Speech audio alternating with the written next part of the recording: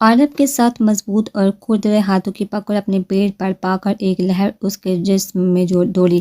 اپنے پیٹ کو سلاتے اس کی مضبوط انگلیوں کو لمس و جی جان سے کام بھی عارف نے ایسے ہی تولیہ اس کے سر سے نکالا تو اس کے کندھوں تک آتے بال پشت پر پھیل گئے۔ عارف نے بالوں کو فوکس لی، اپنا چہرہ اس میں چھپایا، شیمپو کنڈیشنر کی ملی جلی مدہوش کرتی خوشبو کو سانسوں میں اتارا۔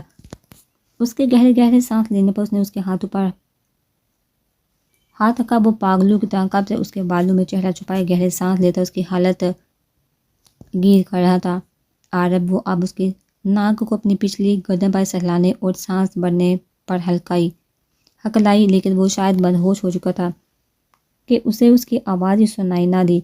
عارف، میں غصہ ہوں تمہاری ایسی حرکتوں پر مجھے اور غصہ آئے گا۔ اس کی باری سانسوں کی گرماہٹ اور ناک کی مسلسل جسارتوں پر وہ چاہنے کے باوجود اپنے لہجے کی ہکلاہٹ کو دور نہیں کر پائی۔ عارف اب کے وہ غصے سے بولی اور اس کے ہاتھوں پر ناہن چبھوئے۔ وہ اس قدر بے خود ہو گیا تھا کہ اس کی باتوں کو سن ہی نہیں پا رہا تھا، جس پر اب عرش غصے سے بولی، لیکن لہجہ پھر بھی لڑکھڑا گیا تھا۔ کچھ کہا اس نے بوجھل لہجے میں، اس کے کان میں کہا اور اس کے نم لو کو ہونٹوں میں دبایا۔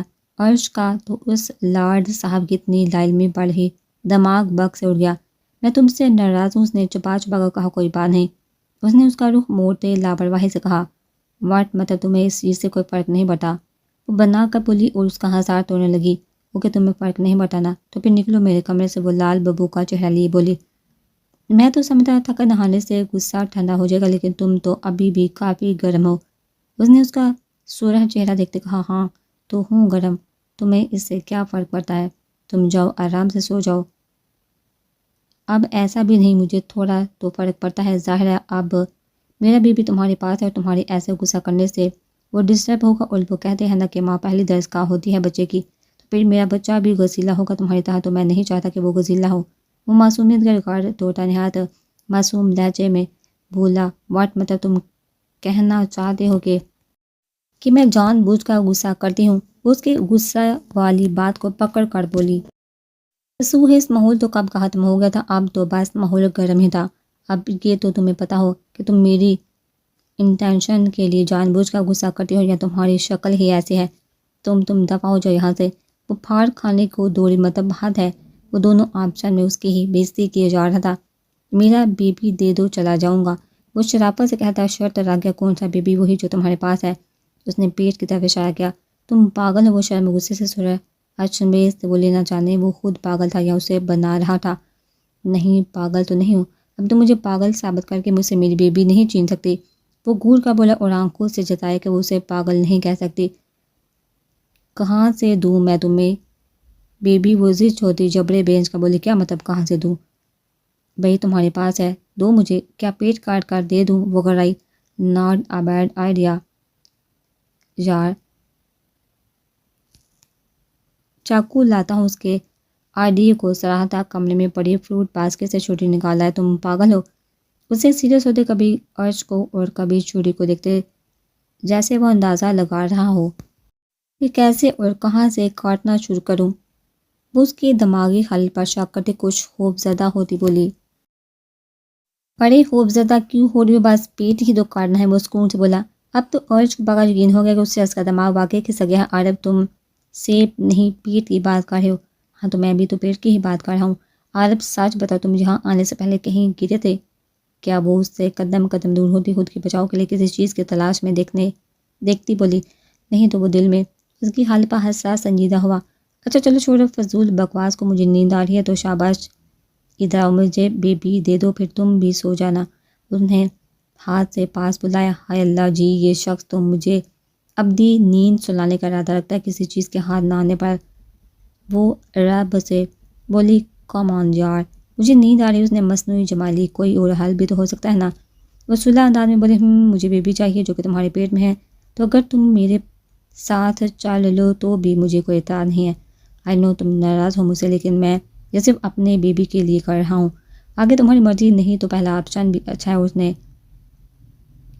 دیر سوچ بچار کے بعد چھری کو گھماتے کہا۔ ٹھیک ہے میں چلتی ہوں، تم اس چوڑی کو رکھ دو۔ اس نے چوڑی پر نظریں ٹکائی، اس کے موشن کے ساتھ آنکھیں دہراتے کہا، سوچ لو، میں نہیں کہہ رہا جانے کو تمہارا اپنا فیصلہ یہ اس نے جتایا۔ ہاں میرا فیصلہ ہو، میں تم سے ناراض بھی نہیں ہوں۔ ٹھیک ہے پھر آ جاؤ، میں یہ چینج کر لوں۔ اس نے بات فون کی طرف اشارہ کیا، نہیں مجھے بہت نیند آ رہی ہے، ایسے ہی آ جاؤ، ویسے بھی سب سو گئے ہیں۔ اچھا، اس کے بیزار چہرے کو دیکھتے آگے چل پڑی۔ آدم نے سیب کا نشانہ لی اور چوڑی سے نشانہ لیا، چھڑا سیدھا سیب کے اندر گھسی۔ مدم سیٹی کی دھن بجاتا وہ بھی اس کے پیچھے گیا۔ وہ خوش تھا، اس نے منانا بھی نہیں پڑا اور وہ خود مان گئی۔ 8 ماہ بعد بٹو، او بٹو، بٹو کی ماں نے اسے آواز لگائی، وہ جو نماز پڑھ کر دعا مانگ رہی تھی۔ اماں کی آواز پر وہ کمرے سے نکلی۔ جی اماں، وہ ان کے پاس جا کر بولی، کہاں تھی؟ کب سے آوازیں دیے جا رہی ہوں۔ اماں نماز پڑھ رہی تھی تو بتا، آج جلدی آگے کھیتوں سے؟ ہاں پہلے پانی پلا پھر بتاتی ہوں۔ اچھا یہ لے، اس نے پانی کا پیالہ پکڑایا۔ ہاں بتا، آج جلدی آگے؟ اور ابا وہی ہیں؟ وہ چارپائی پہ بیٹھی پیالہ چارپائی کے پاس رکھتی استفسار کرنے لگی۔ اب وہ اپنے بڑے سردار ابتسام صاحب ہیں نا، وہ لوگ سارے خاندان کے ساتھ گاؤں آئے ہیں آج؟ کیوں اماں؟ حیرت وہ دھڑکتے دل سے بولی۔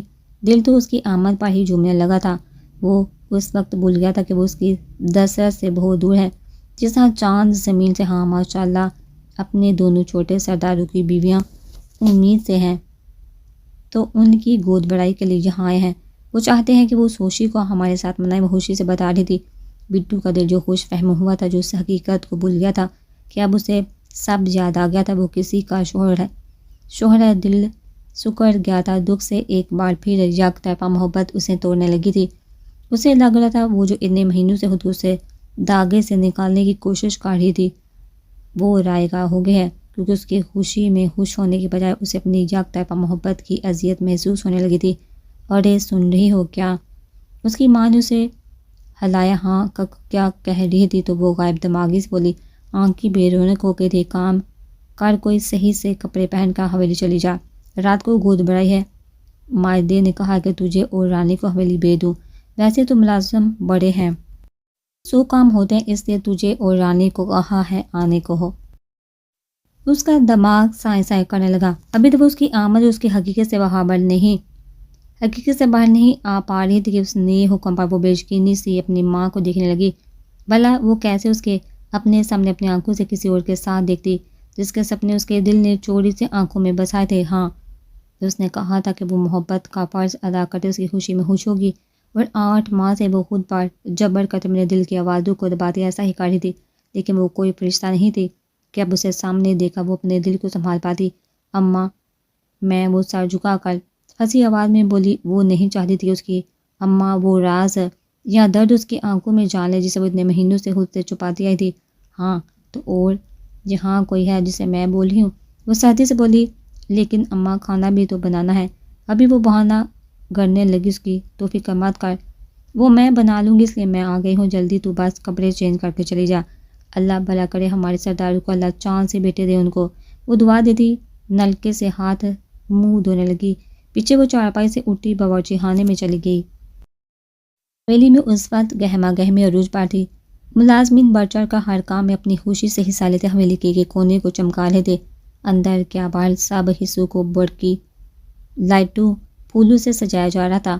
ملازمین کے ساتھ ساتھ حاجہ بیگم سب کچھ اپنے ذمہ لیتی، کبھی اس طرف بھاگ رہی تھی تو کبھی اس طرف۔ عرب اور حالب بھی ان کی مدد کر رہے تھے، لیکن چونکہ انہیں اس رسم کا کوئی آئیڈیا نہیں تھا، اس لیے وہ ان کی ہدایت پر عمل کرتے ہوئے کام کر رہے تھے۔ اف کیا کر رہے ہو، جلدی کرو، پتہ بھی ہے کہ ٹائم کم رہ گیا، لیکن پھر بھی تم لوگ باتوں میں وقت ضائع کر رہے ہو۔ وہ ملازمین کو آپس میں باتیں کرتے دیکھ کر جھڑکتے ان کی طرف آئی۔ ان کی جھڑک سے گھبراتے وہ ملازمین اپنا اپنا کام کرنے لگے۔ ارے بیٹا تم یہیں پھر رہے ہو، جب اپنی بیگم کو دیکھو وہ تیار ہونے کے لیے اٹھی کہ نہیں، باہر کے انتظامات کو دیکھنے کے لیے آتی وہ عارف کو دیکھا بولی، جی، وہ مسکرا کر کہتا پر ممداری سے چلا گیا۔ ارے بیگم کیوں ہانپ رہی ہو، ابھی بہت وقت ہے، ہو جائے گا سب کچھ۔ وہ کچھ سامان ہاتھ میں پکڑے ان کی طرف آتے بولے، ہاں آپ تو یہی بولیں گے، آپ کو آفس کے کاموں کے علاوہ آتا ہی کیا ہے، اور یہ سامان آپ اب لا رہے ہیں، تھوڑی دیر سے لاتے۔ وہ آبروج کاتے تیکھے لہجے میں بولی ابتسام صاحب کے سامنے۔ وہ بیگم کے ہاتھوں اپنی عزت افزائی پر سٹ پٹائے۔ ابتسام صاحب نے مسکراہٹ چھپائی، بیگم ذرا ماحول اور ارد گرد کا خیال کر لیا کرو، وہ ابتسام اور ملازمین کی طرف اشارہ کر کے بولے، اگر اتنا ہی خیال تھا آپ کو تو وقت پر لاتے چیزیں۔ ان کے ہاتھوں سے وہ شاپر پکڑتی بولی، ایک میں ہی سب کچھ دیکھ رہی ہوں، آپ کو تو کوئی فکر ہی نہیں بچوں کے جاننے والے صاحب آئیں گے اور جب وہ یوں سب بکھرا بہترین سجاوٹ کو دیکھیں گے تو کتنی امبیرسمنٹ ہوگی، لیکن آپ کو تو کوئی خیال ہی نہیں، بس کماڑی لڑکوں کی طرح کبھی ادھر تو کبھی ادھر گھوم رہے ہیں۔ وہ ہاتھ نچاتی اپنا غصہ نکالتی، یہ جاؤ اور وہ جاؤ۔ وہ پیچھے سے منہ کھولے انہیں جاتے دیکھتے رہے۔ صحیح کہتے ہیں، جب بیوی پوری ہو جاتی ہے تو شوہر کو صحیح دبا کر رکھتی ہے۔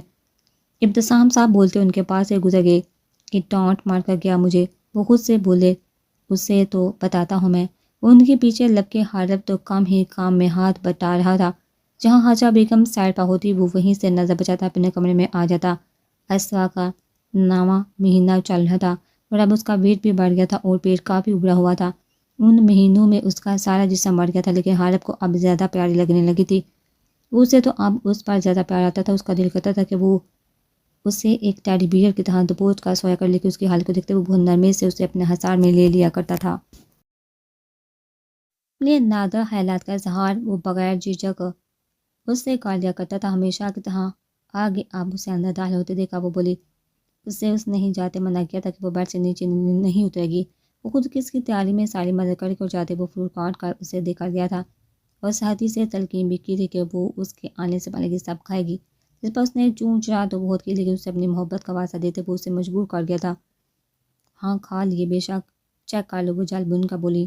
نہیں، تمہارے بڑے پیٹ کو دیکھ کر اندازہ ہو گیا ہے کہ تم نے کافی سیر ہو کا کھایا ہے۔ وہ شرارت سے بولا، منہ توڑ دوں گی آپ کا اگر مجھے موٹی کہا تو۔ یہ سب آپ کے اور اس فتنوں کی وجہ سے ہوا ہے۔ وہ ناک کے نتنے بھلا کر بولی، ایکس رے میں انہیں پتہ چلا تھا کہ ان کے گرد 2 پڑیاں اترنے والی ہیں۔ مجھے کچھ بھی کہہ لو، لیکن خبردار میری پڑی کو فتنہ کہا تو۔ وہ بھی بیٹیوں کے لیے پوزیسو ہوتا جوابی کارروائی کر کے بولا، پہلے تو بہت کہتے تھے کہ میرے لیے تم سب سے پہلے ہوگی، ان بچوں سے بھی پہلے، لیکن آپ نے تو ابھی سے ثابت کر دیا کہ آپ اب مجھ سے پیار نہیں کرتے۔ وہ سوسو کرتی مصنوعی آنسو لاتی بولی، اسوا وقت کے ساتھ ذرا سی ہوشیار ہو گئی تھی۔ وہ ایسے ہی نقلی آنسو بہاتی تو کبھی مظلوم بنتی، اسے خوب ستاتی تھی۔ ارے یار، ایک تو تم ان مہینوں میں رونے بہت لگے ہو، وہ چڑ کر بولا، کیونکہ اب میں آپ کے ہرٹ کرنے پر روں بھی نہ۔ ہرٹ؟ استغفر اللہ، میں نے کب ہرٹ کیا تمہیں؟ حالانکہ ٹارچر تم کرتی آ رہی ہو مجھے۔ وہ تڑپ کر مظلومیت سے بولا، مطلب آپ مجھے ظالم بول رہے ہیں؟ وہ مزید آنسو میں روانی لاتی بولی، اب اس نے اسے واسطہ دے کر اسے زبردستی فروٹ کھلائے تھے تو اب فرض بھی تو ادا کرنا تھا۔ اس نے زچ ہوتے اپنے بال پکڑے۔ دوسروں کا زچ کرنے والا خود ابھی کمرے میں اپنی بیوی سے زچ ہو رہا تھا۔ اگر ابتسام صاحب اسے یوں دیکھ لے تو شکرانے کے نفل تو لازمی ادا کرتے۔ اسوا نے اس کو ہر دفعہ اس کے بالوں کو نوچنے پر اس نے گہرا سانس لیتے خود کو کمپوز کیا۔ اچھا اٹھو شہباز، شاور لے لو، پھر تیار ہو کر نیچے بھی جانا ہے۔ اسے سہارا دے کر اٹھانے کے لیے وہ آگے ہوا، نہیں پہلے جواب دے کہ میں نے کون سا ظلم کیا یہاں پر۔ وہ نفی کرتی بولی، کوئی ظلم نہیں کیے میری جان نے، وہ تو بس میری زبان سے پھسل گیا تھا۔ زبان نہیں پھسلی، سچ کبھی کبھی پھسل کر باہر آ جاتا ہے۔ اب گنوائیے وہ ظلم کی داستانیں جو آپ پر رقم ہوئی ہے۔ اسوا اس کا جواب بعد میں دوں گا، پہلے تیار ہو جاؤ۔ اسپاٹ سخت لہجے میں بولا۔ اسوا اس کے اسپاٹ انداز پر مزید بولنے سے خود کو باز آ کے ہارڈ نے اسے سہارا سے واش روم چھوڑا، اس کے کپڑے وہاں ہینگ کر کے وہ اپنے کپڑے لیتا ڈریسنگ روم میں گھس گیا۔ بٹو رانی اس کی صدا لگاتی گھر میں داخل ہوئی، باورچی خانے میں ہے۔ وہ بٹو کی اماں نلکے پر برتن دھوتی بولی، اچھا وہ جلدی سے کہتی باورچی خانے گئی۔ وہ اسے کھینتے ہوئے کمرے میں لائی، تو نے چچی کو منع کر دیا نا کہ تو نہیں جائے گی؟ حویلی وہ اسے دیکھتی پوچھنے لگی۔ بٹو لب چباتی سر جھکا گئی، بول بھی۔ اب اس نے سانس دیا، جب میں آگے بڑھ چکی ہوں تو پھر اسے فرق نہیں پڑتا۔ وہ زبردست اس کی مسکراہٹ سجا کر بولی، کیا سچ میں تو آگے بڑھ کے اس کی آنکھوں میں دیکھتی ہوئی جیسے اس کی بات کی سچائی کو ڈھونڈنے لگی۔ تو رک، میں کپڑے بدلوں پھر چلتے ہیں۔ اس کے سوال کو نظر انداز کرتے وہ کمرے سے نکل گئی۔ مقصد اس کے اس سے سوال سے بچنا تھا۔ وہ کمرے میں داخل ہوا تو عرش ڈریسنگ کے سامنے کامدار ریڈ کلر ٹراؤزر میں کھلی ہی ریڈ فراک پہنے اپنے ہونٹوں پر لپ گلوز لگا رہی تھی۔ کھلی ریڈ فراک میں وہ مکمل کھلا ہوا گلاب لگ رہی تھی۔ میڈیسن کھا لی تم نے؟ وہ جو اس کی موجودگی کو بام کر بھی اپنے کام میں لگی ہوئی تھی کہ اس کے سوال پر اس کے ہاتھ ایک پل کو رکے۔ ہاں کھا لی، وہ اعتماد سے بولتی ہونٹوں کو ملا کر اسے صحیح کرنے لگی۔ اچھا پوچھا کہتا بیڈ کے نیچے جھک کر کچھ دیکھنے لگا اور پھر سرنپی میں افسوس سے ہلاتا وہ جگ سے پانی اور ڈرا سے مرچان نکال کر اس کے بچائے یہ مرچان کھاؤ، پہلے پھر تیار ہو جانا۔ وہ کن اکیوسیوں سے دیکھ رہی تھی لیکن میں تو کھا چکی ہوں، وہ حیرانگی سے بولی جی بالکل دیکھا بھی میں نے۔ تو پھر میں کیوں کھاؤں دوبارہ؟ وہ لپ گلوز پر تحت غصے سے مڑی۔ عرش کا بدسلوکی کہ تم پتہ بھی ہے کہ یہ مرچان تمہارے لیے کتنی ضروری ہے لیکن تم پھر بھی روزانہ اسے پھینک دیتی ہو۔ اس کے غصے پر وہ نرمی سے بولتے اسے افسوس سے ڈرانے لگا۔ اپنی چوری پکڑے جانے پر بہت چل ہوئی۔ میرا دل نہیں کرتا یہ کڑوی گسیلی دوائیاں کھانے کو۔ اس نے منہ بنایا لیکن کھانی تو ہیں۔ یہ تمہارے لیے بیبی کے لیے کتنی ضروری ہے۔ اس نے اس کے پھولی ہوئی گالوں کو بوسہ دیا تو عرش کے چہرے پر حیا کی لالی سمٹ آئی۔ بڑے بڑے جسم میں ممتا کے نور کے ساتھ یہ لالی بھی دلکش تھی کہ تبھی وہ بے خود ہوتا دوسرے گال پر بھی جھکا۔ اچھا تم یہ مرچان کھاؤ پھر میں تمہیں یہ املی دوں گا۔ اس نے جیب سے املی نکالتے اسے لالچ دیا۔ املی دے کر اس کے منہ میں پانی آ گیا۔ ان مہینوں میں اسے سیب دے کر قے آتی تھی اور جو چیز سے زیادہ کھانے کو دل کرتا تھا وہ تھی املی۔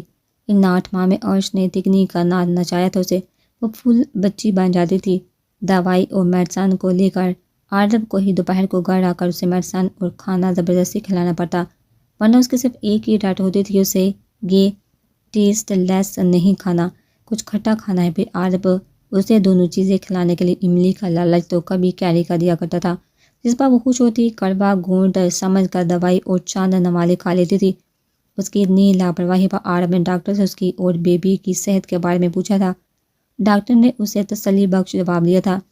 ابھی بھی املی کو دیکھ اس کے منہ میں پانی آ گیا تھا کہ اس نے اس کے ٹیسٹ کو یاد کرتے ہونٹوں پر زبان بھیری۔ عارف اس کی حرکت پر نظر چرا گیا لیکن یہ تو تھوڑی سی ہے، وہ املی کو دیکھتے بولی۔ جتنی بھی ہے تمہیں کھانی ہے کہ نہیں؟ اگر نہیں تو کوئی بات نہیں، مرچان تو تمہیں کھانی ہی ہے، پھر چاہے تمہیں باندھ کر کھلاؤں لیکن یاد رکھنا پھر یہ کھٹی املی نہیں ملے گی۔ اس نے دھمکی دی۔ اچھا ٹھیک ہے، زیادہ سمارٹ بننے کی ضرورت نہیں ہے، لاؤ مرچان۔ ناک سکڑتے اس نے ہاتھ آگے کیا۔ منہ کھولو۔ اس کے کھلے ہاتھ کو دیکھ کر اس نے کہا۔ عرش نے منہ کھولا تو عارف نے مرچان اس کی زبان پر رکھتے پانی کا گلاس دیا۔ اب دو، اس نے املی کی طرف اشارہ کیا۔